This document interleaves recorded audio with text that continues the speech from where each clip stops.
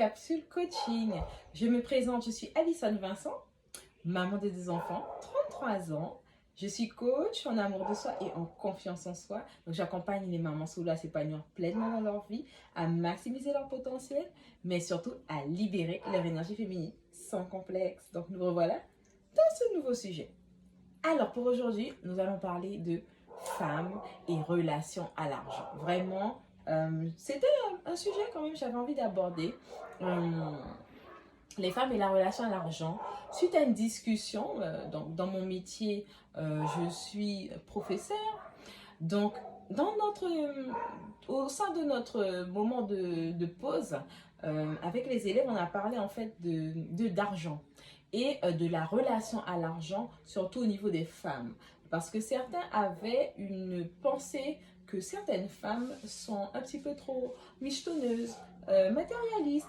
Et en fait, ça m'a donné à réfléchir quand on a eu cette discussion qui était franche et bien sûr respectueuse, et de me dire vraiment, mais comment les femmes voient la relation à l'argent.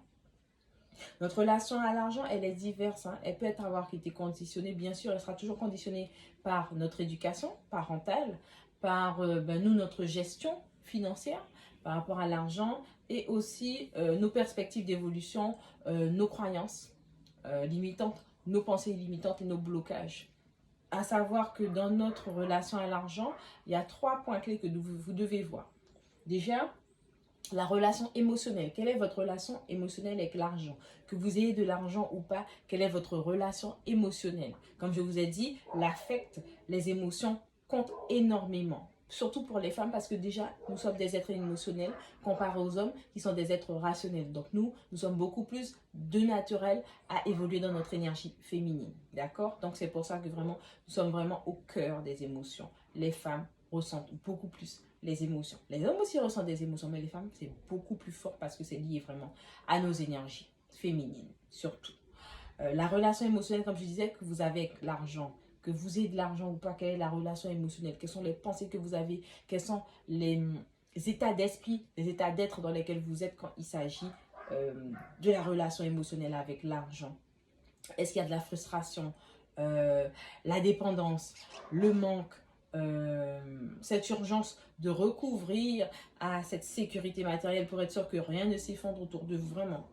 Comment c'est au niveau émotionnel pour vous quand il s'agit d'argent? Ensuite, deuxième point, votre relation spirituelle avec l'argent. N'oublions pas que l'argent n'est pas juste un objet. L'argent, c'est aussi une forme d'abondance, d'accord? Donc, être riche, avoir de l'argent, ça se vit aussi au niveau spirituel. Quelle est vraiment l'idée que vous avez de l'argent, de l'abondance au niveau spirituel? Est-ce que c'est quelque chose qui vous bloque pour en parler? Est-ce que dans l'espace spirituel, est-ce que c'est un tabou d'avoir de l'argent, de vouloir de l'abondance, de vouloir être riche, de pouvoir s'offrir des choses aisément?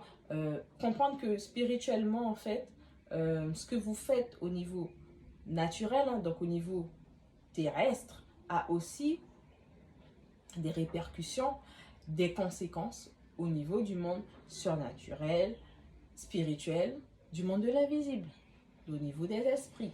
Donc, être conscient que vraiment ce que vous manifestez au niveau terrestre a aussi ses répercussions au niveau surnaturel, au niveau du monde de l'invisible. Donc, faites en sorte que l'équilibre au niveau de ces deux mondes et au niveau des intentions que vous avez, des demandes que vous avez, des déclarations que vous avez, que ce soit équilibré pour que, en fonction de ce que vous travaillez intérieurement, dans votre matrice, dans votre être, dans votre féminité, dans vos énergies, puisse vraiment se concrétiser et porter du fruit pour qu'au niveau aussi surnaturel, ce soit équilibré. Ok? Troisième point, votre pouvoir. Vous avez un pouvoir par votre parole. Par votre parole, je prends un exemple d'un verset qui dit que la vie et la mort sont liées à la langue, donc à ce qu'on proclame, ce qu'on affirme, ce qu'on déclare est lié à notre langue. Donc tout ce qu'on veut de bien dans sa vie sort par notre parole, par notre voix, par ce qu'on déclare. Ça veut dire que on doit aussi prendre conscience qu'on doit travailler avec sa voix, avec son chakra. Donc, je rappelle que le chakra de la gorge est situé là et que c'est un chakra bleu, d'accord? Bleu ciel. Bleu ciel, voilà. Et le chakra de la gorge, c'est l'expression, c'est la libération de son être, c'est la libération de sa voix. Comment la parole se diffuse en moi, dans ma vie personnelle, dans ma vie financière, dans ma vie spirituelle, comment la parole se libère. Est-ce que j'arrive à libérer ma parole? Est-ce que je me contiens? Est-ce que je suis frustrée? Est-ce que j'arrive à exprimer vraiment clairement ce que je veux dans ma vie au niveau financier? Donc, au moment où je suis, comment j'analyse, comment je gère ma vie financière.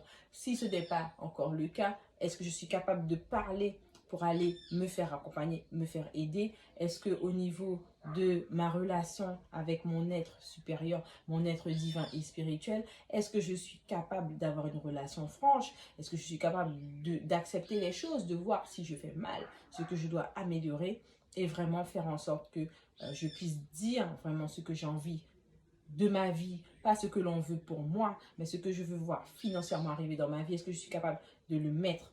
Et l'importance aussi que vous pouvez avoir en utilisant votre vision board. Votre vision board, c'est un tableau de visualisation qui vous aide vraiment à vous concentrer, à avoir une énergie de concentration, de discipline sur ce que vous voulez voir arriver, sans être dans un contrôle permanent, mais qui permet vraiment de vous guider sur les points que vous voulez manifester dans vos tableaux de visualisation. Vous pouvez mettre des choses liées à vos finances. Justement, c'est la bonne chose de le mettre dans votre tableau de visualisation en premier, parce que c'est un pilier qu'on ne peut pas négliger en fait. Pour nous femmes, on a ce besoin de sécurité. Donc forcément, l'argent, c'est aussi un moyen de se dire qu'on est capable de répondre à des besoins, qu'on n'est pas en mauvaise posture, qu'on est capable de, si on a un souci de santé, qu'on est capable de pouvoir faire le nécessaire pour être bien, que si on veut au niveau matériel être sûr, nous femmes, que ça va bien pour nous-mêmes, pour notre foyer, pour ceux et celles dont on s'occupe, que ça va aussi. Donc on ne peut pas négliger ce point qu'est l'argent en fait dans notre vie. L'objectif, c'est de ne pas être dépendant ou avoir une relation toxique, abusive avec l'argent, mais d'avoir une relation saine où on est OK avec ce qu'on fait avec l'argent, que c'est quelque chose d'honnête, que c'est quelque chose de sain, mais surtout qu'on fait fructifier. On a cette possibilité, on a ce pouvoir de femme de pouvoir faire fructifier l'argent dans notre vie. Pas au niveau personnel seulement, au niveau spirituel aussi, au niveau familial, au niveau relationnel. On a cette possibilité par l'argent de faire fructifier notre vie. Et aussi savoir qu'il n'y a pas forcément que l'argent quand on parle. Oh, les chiens!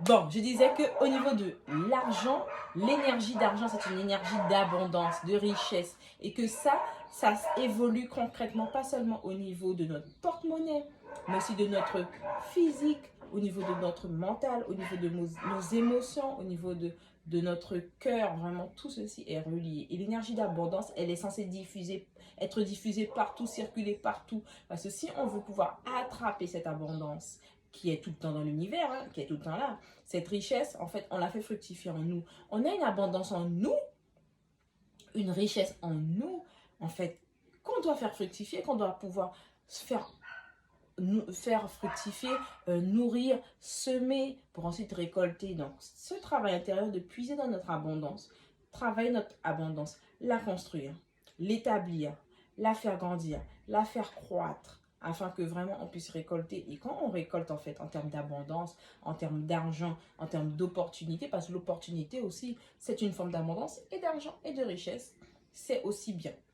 Donc voilà mes divas, j'espère qu'en tout cas cette vidéo vous a plu. N'oubliez pas de liker, commenter, partager et d'enregistrer cette vidéo si ça vous a plu. Et puis moi je vous dis à très bientôt. Bisous bisous les divas. Bye bye.